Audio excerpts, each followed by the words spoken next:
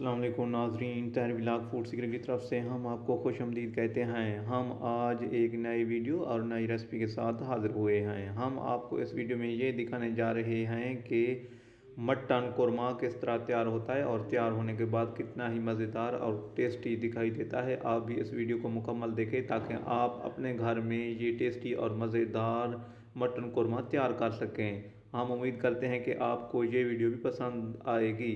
अगर आपको ये वीडियो पसंद आए तो मेहरबानी करके मेरे YouTube channel Tahir vlog food secret को सब्सक्राइब कर दें, लाइक कर दें और दोस्तों तक शेयर करें ताकि हम आपको इस तरह की खाने पकाने की वीडियो फराहम करते रहें। Thanks for watching. आप देखते रहें ताहिर व्लॉग फूड सीक्रेट।